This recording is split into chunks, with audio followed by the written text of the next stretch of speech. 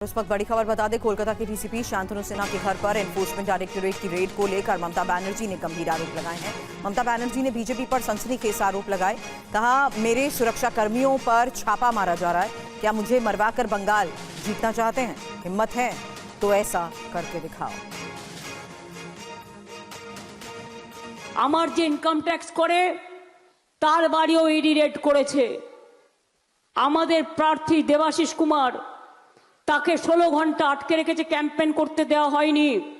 প্রত্যেকটা কেস হবে জেনে। UEM जयपुर एक आदर्श लक्ष्य है। भावी छात्रों के लिए अच्छी नौकरी, भविष्य के लिए तैयार कौशल के साथ अच्छी शिक्षा। এখন ছেড়ে কথা বলার লোক আমরা নই, আমরা রেকর্ড করে রাখছি। তারপর আমার যে সিকিউরিটি দেখে তার বাড়িও সকাল থেকে রেড করছেন। তার মানে আপনারা কি আমায় খুন করতে চান না হত্যা করতে চান?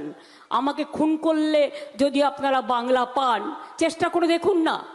সিপিএম আমলেও অনেকবার খুন করার চেষ্টা করা হয়েছে, আর সেই সিপিএমই তো আপনার এখন দোসর হয়ে গেছে। পচা সিপিএম গুলো সব এখন আপনাদের ওখানে গিয়ে জুটেছে।